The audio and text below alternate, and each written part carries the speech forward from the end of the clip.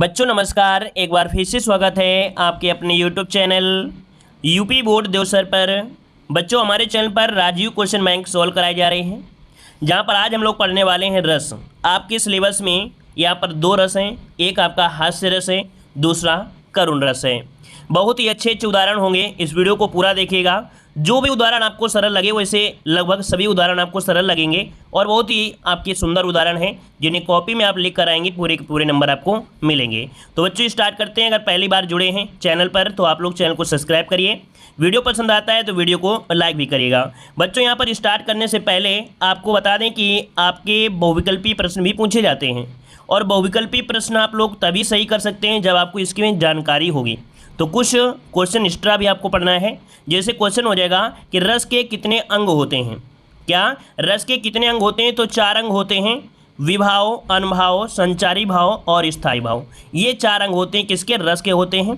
ये objective question में अभी आपको मिलेंगे। बच्चों यहाँ पर देख सकते हैं क्वेश्चन दिया गया है, रस के कितने अंग होते हैं। तो कितने होते हैं? 4 होते हैं। अगर आपने नहीं पढ़ा होता तो आप लोग नहीं जानते कि आपके हैं क्या। अब आप लोग समझ जाएंगे कि इस वीडियो में हम आपको जितना भी देंगे वो सभी क्वेश्चन आपके यहाँ पर कह सकते हैं पूछे गए हैं या आपके एग्जाम में पूछे जा सकते हैं। तो वीडियो को पूरा देखिएगा।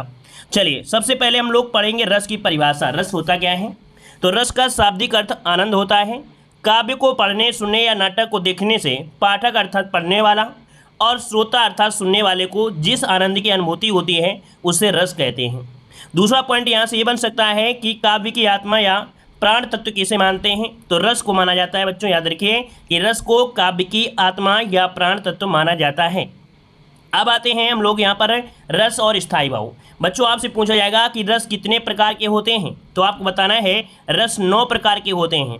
तो आपने तो पढ़ लिया रस 9 प्रकार के होते हैं, लेकिन आप देख भी लीजिए कि रस होते कौन है। 9 आपके प्रकार है ना। तो देखिए यहाँ पर श्रृंगार रस, इधर देखो रस लिखा है, इधर आपका स्थायी भाव दिया है। तो श्रृंगार रस के स्थायी भाव क्या होता है? रति होता है, जिसे हम लोग प्रेम कहते हैं, रति या प्रेम। और अगला है यहाँ पर करुण रस के स्थायी भाव शोक होता है। वीर रस के स्थायी भाव उत्साह होता है। हास्य रस के स्थायी भाव हास होता है। रौद्र रस का स्थायी भाव क्या होता है? क्रोध होता है। विभत्स रस का जुगुप्सा या घृणा होता है। भयानक रस का भय होता है। और अद्भुत रस का स्थायी भाव आश्चर्य या विस्मय होता है। अगला है शांत रस का स्थायी भाव, यहाँ पर निर्वेद और निवृत्ति होती है। कोई एक भी कह सकते हैं क्योंकि मतलब दोनों का आपके एक ही है। अब आपको हमने पढ़ाया कि रस की संख्या कितनी होती है? 9 होती है। तो आप कहेंगे सर यहाँ पर 10 और 11 क्या है? तो आपने जो पढ़ा था अभी, आपने पढ़ा था ना श्रृंगार रस। तो बच्चों यहाँ पर श्रृंगार रस के ही 2 पार्ट आपके और हो जाते हैं, एक वात्सल रस हो जाता है, एक भक्ति रस हो जाता है। इसीलिए हम लोग कहते हैं कि मात्र कितने होते हैं? 9 रस होते हैं, क्योंकि इनको हम लोग श्रृंगार रस के अंतर्गत ही ऐड कर लेते हैं। क्लियर है बच्चों? अब हम लोग यहाँ पर सॉल्व करेंगे। पहला आपका प्रश्न आपका दिया है कि हास्य रस की परिभाषा तथा उदाहरण आपको देना है। तो देखिए हास्य रस की परिभाषा और दिया गया स्थायी भाव क्या होता है? हास होता है। बच्चों बोर्ड में कॉपी कैसे लिखना है इसका वीडियो अलग से बना देंगे, तो उसी के अकॉर्डिंग आपको लिखना है। यहाँ पर आपको तैयार करना है जो आपके पॉइंट दिए गए हैं। तो चलिए यहाँ पर देखो, क्वेश्चन आपको जरूर नहीं है कि इसी भाषा में लिखा जाए। पेपर में जरूरी नहीं है कि इसी भाषा में ही लिखा जाए जो आपके सामने है। बस जो पॉइंट जरूरी है उनको जरूर लिखना है, या अपने अनुसार से बनाकर लिख सकते हैं, लेकिन जो पॉइंट ऐड करना है उनको जरूर ऐड करना है। चलिए तो देखिए यहाँ पर दिया गया है कि किसी व्यक्ति की अनोखी आकृति, अनोखे ढंग की वेशभूषा तथा बातचीत या विचित्र प्रकार के पहनावे को देखकर हमारे मन में जो अनुभूति पैदा होती है उसे हम लोग क्या कहते हैं? हास्य रस कहते हैं। ये तो अपनी तरीके से हमने लिख दिया, लेकिन किताब के हिसाब से कहेंगे कि किसी व्यक्ति की अनोखी आकृति, अनोखे ढंग की वेशभूषा, बातचीत या विचित्र प्रकार की चेष्टाएं आदि असंगत पूर्ण वस्तुओं तथा क्रियाओं को देखकर मन में जो विनोद का भाव उत्पन्न होता है वही हास कहलाता है। यह मानव मन में स्थायी रूप से रहता है। विभाव, अनुभाव, संचारी भाव पुष्ट होने पर यही स्थायी भाव हास्य रस बन जाता है। तो बच्चों ये किताब की भाषा थी, अपनी भाषा से भी लिखोगे तो भी कोई दिक्कत नहीं है। अब यहाँ पर देखिए उदाहरण आपका पहला आता है कि मैं महावीर हूँ, पापड़ को तोड़ सकता हूँ, गुस्सा आ जाए तो कागज मरोड़ सकता हूँ। तो बच्चों हंसने वाली बात है कि यहाँ पर देख सकते हैं, कह रहा है मैं महावीर हूँ, पापड़ को तोड़ सकता हूँ, गुस्सा आ जाए तो कागज मरोड़ सकता हूँ। मतलब इतना तो आपको मालूम है कि छोटा से छोटा बच्चा भी होगा वो भी मरोड़ देगा। तो कहीं ना कहीं हंसने की बात है ना। तो जवाब क्या हो जाएगा? यहाँ पर देखिए आपका हास्य रस हो जाएगा। तो उदाहरण आपको लिखना है तो उदाहरण लिख सकते हैं। अगर ऑब्जेक्टिव क्वेश्चन आता है तो भी आप लोग कह सकते हैं कि इसमें कौन सा रस है? हास्य रस है। आगे आते हैं, अगला आपको उदाहरण दिया गया है कि हाथी जैसी देह, गैंडे जैसी खाल, तरबूजे सी खोपड़ी, खरबूजे से बाल। अगला है सिर पर गंगा हंसे भुजाने से भुजंगा हंसे हास्य ही को दंगा भयो नंगा के विवाह में। ये शंकर भगवान की शादी के बारे में बात हो रही है कि किस प्रकार से उनकी शादी हुई थी। तो यहाँ पर आपको मालूम है शंकर भगवान की शादी किस प्रकार से हुई थी। शंकर भगवान पूरी बॉडी में भभूति लपेटे हुए थे, इनके साथ यहाँ पर कह सकते हैं राक्षस गण भी थे, है ना। तो उसमें क्या है, एक हंसने वाली बात होती है। तो ये आपका उदाहरण आपकी किताबों में भी आपको बहुत मिलेगा। आगे बढ़िए, अगला उदाहरण है कि प्रेमियों की शक्ल कुछ भूत होनी चाहिए, अक्ल आकी नाम से 6 सूत होनी चाहिए। इश्क करने के लिए काफ़ी कलेजा ही नहीं, आशिकों की चांद अर्थात सिर भी मजबूत होनी चाहिए। क्योंकि जो आशिकी करते हैं ना, तो कभी न कभी उनको जूते जरूर खाना पड़ता है, इसलिए यहाँ पर देखो सिर भी दिया है, सिर भी मजबूत होनी चाहिए। तो ये भी उदाहरण आपका है, इसे भी आप लोग पढ़ सकते हैं, क्योंकि हो सकता है कि मॉडर्न जमाने में आपको ऐसा उदाहरण याद भी रहे। अगला दिया गया है कि बप्पा हम आज नहिबे ना, लड़कौना मांगत माफ़ी है, दुई कलसा पानी का करिवे, अब तो चुल्लू भर काफ़ी है। सर्दी की बात है, बच्चा रो रहा है कि हम नहीं नहाएंगे, तो बप्पा कह रहे हैं 2 घड़ा बाल्टी, बस 2 घड़ा आप नहा लीजिए। लेकिन बच्चा क्या कह रहा है, बस बप्पा एक ही चुल्लू में हम तर जेबे, है कि नहीं। तो यही आपको इसको लिख लेना है। आगे आपको दिया गया है कि नेता को कहता गधा, शर्म न तुझको आए, कहीं गधा इस बात का बुरा मान ना जाए। मतलब नेता को क्या कहते हैं, गधा कहते हैं। कह रहे हैं नेता को कहता गधा, शर्म न तुझको आए, कहीं गधा इस बात को बुरा ना मान जाए। ठीक है, अगला आपसे दिया गया है कि बूढ़ा बोला वीर रस, मुझसे पढ़ा न जाए, कहीं दांत का सेट ही नीचे ना गिर जाए। बूढ़े जो लोग होते हैं, अगर वीर रस से संबंधित कविताएं अगर पढ़ने लगेंगे तो ऐसा ना हो जल्दीबाजी उनको जो दांत का सेट होता है पूरा 32 बार आ जाए, है ना। तो बूढ़ा बोला वीर रस, मुझसे पढ़ा न जाए, कहीं दांत का सेट ही नीचे ना गिर जाए। अगला दिया गया है कि हुल्लड़ खैनी खाइए, इससे खांसी होए, फिर उस घर में रात को चोर घुसे ना कोई। आपने देखा होगा जिस घर में बूढ़े होते हैं ना, तो उस घर पे जल्दी चोर नहीं आते। क्यों? क्योंकि वो सारा दिन या सारी रात खांसते ही रहते हैं, तो चोर लगेगा अभी भी जाग रहे हैं। ठीक है, अगला आप दिया गया है करुण रस की परिभाषा और उदाहरण आपको बताना है। देखिए करुण रस की परिभाषा, है ना। फिर इसके बाद दिया स्थायी भाव क्या होता है, शोक होता है। तो इसमें भी आप अपने अनुसार भी लिख सकते हैं, या तो आप किताब की भाषा भी लिख सकते हैं कि प्रिय व्यक्ति के पीड़ित या गत होने, अर्थात प्रिय व्यक्ति के पीड़ित होने पर या गत होने पर या इष्ट वस्तु वैभव आदि के नष्ट होने पर हृदय को जो क्षोभ होता है, क्लेश होता है, उसी व्यंजना को करुण रस की उत्पत्ति होती है। मतलब आपकी प्रिय व्यक्ति के, है ना, पीड़ित होने पर या उसके गुजर जाने पर, है ना, या उसके वैभव के नष्ट होने पर आपके हृदय में जो क्षोभ होता है ना, क्लेश होता है, उसी व्यंजना से ही करुण रस की उत्पत्ति होती है।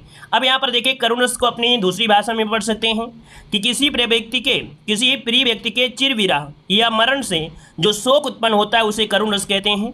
इसका स्थायी भाव क्या होता है, शोक होता है। और एक पॉइंट आपको याद रखिए, भवभूति ने करुण रस को रसराज कहा है। किसने? भवभूति ने करुण रस को रसराज कहा है। ठीक है, अब यहाँ पर देखो अपनी भाषा में एक और पॉइंट हो सकता है कि साधारण भाषा में कहे तो किसी अपने का विनाश या वियोग एवं प्रेमी से सदैव के लिए बिछुड़ जाने पर या दूर जाने से जो दुख या वेदना की अनुभूति होती है उसे करुण रस कहते हैं। ठीक है, देखो यहाँ पर दिया गया है कि सदैव के लिए बिछुड़ जाना, क्या सदैव के लिए बिछुड़ जाने पर ही क्या होता है, यहाँ पर करुण रस होता है। लेकिन अगला पॉइंट आपसे दिया गया है कि यदि वियोग श्रृंगार रस में भी दुख है, क्योंकि वियोग श्रृंगार में भी क्या होता है, दुख होता है। अर्थात जब आपका कोई प्रेमी है या आपका कोई प्रिय मित्र है और वो दूर चला जाए, जब दूर चला जाता है तो भी आपके मन में क्या होता है, दुख होता है। वो होता है वियोग श्रृंगार, क्योंकि आने की कहीं ना कहीं संभावना होती है। लेकिन करुण रस में जो चला गया तो चला गया, है ना, खत्म हो गया तो खत्म हो गया। देख सकते हैं कि दूर जाने वाले व्यक्ति पुनः मिलने की आशा रहती है ना, तो ये वियोग होता है। लेकिन करुण रस में पुनः मिलने की कोई आशा नहीं रहती है। अब यहाँ पर उदाहरण आपको लिखना है, शोक विकल सब रोमा ईरानी, रूप सीलु जल तेज बखानी। ठीक है, ये उदाहरण किताबी भाषा में है। अगला आपसे दिया गया है कि करई विलाप अनेक प्रकारा, परहि भूमि तरह 12 ये पूरा उदाहरण था। अगला दिया गया है कि प्रिय पति वह मेरा प्राण प्यारा कहाँ है, दुख जल निधि डूबी का सहारा कहाँ है। ये भी उदाहरण आप लोग लिख सकते हैं। और अगला दिया है, देख सुदामा की दीन दशा, करुणा करके करुणा निधि रोए। ये भी क्या है, करुण रस का ही उदाहरण आपका है। अगला आपसे यहाँ पर देखिए क्वेश्चन आप क्या चुके हैं, है ना। दिया गया है हास्य रस का स्थायी भाव क्या होता है। अभी हमने बताया था ऑब्जेक्टिव क्वेश्चन आपको सोल्व करना है। तो हास्य रस का स्थायी भाव क्या होता है, हास होता है, जो कि आपका ये नंबर आपका राइट हो जाएगा। अगला है प्रति प्रति प्रति सुनी उकसाई अकुसाही, देख दशा हरिगन मुस्काही में रस कौन सा है। बच्चों यहाँ पर देख सकते हैं आपसे दिया गया है क्या, शून्य शून्य उकसाई, यहाँ पर मुस्काई, और मुस्काएंगे कब, जब हास्य रस होगा ना, तो यहाँ पर बी हो जाएगा। करुण रस का स्थायी भाव क्या होता है, करुण रस का स्थायी भाव क्या होता है, तो अभी हमने बताया करुण रस का होता है शोक होता है, ए नंबर हो जाएगा। अगला है हे खग मृग हे मधुकर श्रेणी तुम देखी सीता मृगनयनी में कौन सा रस है। बच्चों यहाँ पर जब सीता माता का हरण हो जाता है, रावण ले जाता है, जब राम आते हैं तो वहाँ पर देखते हैं कि सीता जी नहीं हैं, तो वो जंगल में हर एक जीव से जंतु से पूछते हैं कि क्या तुमने सीता मैया को देखा है ना, सीता जी को देखा है। तो आप ही बताइए ऐसी स्थिति में क्या होगा, कहीं ना कहीं आपका क्या हो जाएगा, करुण रस आपका हो जाएगा, करुण रस है कि नहीं, तो आपका जवाब भी हो जाएगा। अगला है कि हंसी हंसी भांजें देख दुल्हा दिगंबर को पाहुनी जे आवे हिमालय के उछा में, ये किस प्रकार की अभिव्यक्ति हुई है 5 नंबर में। तो यहाँ पर हास्य रस है क्योंकि दिया गया है हंसी हंसी, तो कुछ ना कुछ पॉइंट होते हैं जिनको आपको रटना है या ऐसे पॉइंट को देखना है। रस के कितने अंग होते हैं बच्चों, अभी हमने बताया रस के जो अंग होते हैं कितने, तो आपके 4 अंग होते हैं, है ना। यहाँ पर क्या हो जाएगा आपका, ए नंबर आपका राइट हो जाएगा। क्लियर है। अगला बताइएगा रसों की संख्या कितनी है, तो रसों की संख्या कितनी होती है, अभी हमने बताया रसों की संख्या कितनी होती है, 9 होती है, ठीक है। तो ऑप्शन क्या हो जाएगा आपका सी नंबर। अगला है प्रिय पति वह मेरा प्राण प्यारा कहाँ है, दुख जलनिधि डूबी का सहारा कहाँ है। तो देखो यहाँ पर दिया गया है दुख, और दुख आपको कब हो रहा है, जब यहाँ पर क्या हो रहा है, करुण रस हो रही है, तो आपका जवाब 1 नंबर हो जाएगा। अगला है शोक विकल सबरोह रानी रूपशील बल तेज बखानी में कौन सा रस है। तो यहाँ पर शोक दिया गया है, और शोक होता है तो कहीं ना कहीं दुख होता है, और जब दुख होता है तो क्या कहेंगे, आप कहेंगे यहाँ पर क्या कहेंगे, करुण रस हो जाएगा। क्या हो जाएगा, करुण रस यहाँ पर हो जाएगा, है ना। आपको यहाँ पर कमेंट बॉक्स में कमेंट करना है कि हास्य रस का स्थायी भाव क्या होता है, करुण रस का स्थायी भाव क्या होता है, और आप किस जिले से हैं, है ना। मतलब आप जैसे आप कानपुर से हैं या फतेहपुर से हैं या कहाँ से हैं, आप लोग कमेंट बॉक्स में अपना नाम, है ना, अपने ज़िला का नाम, और ये 2 क्वेश्चन का जो आपका क्वेश्चन है उनका जवाब कमेंट बॉक्स में कमेंट करना है। बच्चों वीडियो पसंद आया तो वीडियो लाइक करिएगा, और ऐसे ही टॉपिक आपको मिलेंगे, एक वीडियो में पूरा सब कुछ कवर हो जाएगा, चाहे कितना भी कठिन पेपर आए या चाहे कैसे भी ऑब्जेक्टिव क्वेश्चन हो, एक वीडियो में मिलेंगे। हम डेली आपको वीडियो नहीं दे सकते हैं, लेकिन आपका सिलेबस हम आपको जरूर पूरा कराएंगे। हो सकता है किसी दिन आपको 2, 3, 4 वीडियो भी मिल जाएं, हो सकता है 1-2 दिन बाद कोई मिलता रहे, क्योंकि हमने बताया हमारा मेन चैनल है देव जीके ट्रिक है, जहाँ पर कंपटीशन की भी तैयारी कराई जाती है। काफ़ी बच्चों ने कहा था कि सर एक न्यू चैनल में हाई स्कूल या इंटर की जैसे हिंदी है, ज्योग्राफी है, इसको आप पढ़ा दीजिए, तो हम आपकी किताब को जरूर पूरा करा देंगे, है ना। लेकिन जरूरी नहीं कि आज ही वीडियो आपको मिल जाएंगे, हो सकता है कल आपको 2 मिल जाएँ, इस प्रकार से, ठीक है। तो आप लोग चैनल को जरूर सब्सक्राइब करिएगा, और बेहतर तरीके से आपको यहाँ पर तैयारी मिलेगी। जय हिंद, सभी को वंदे मातरम।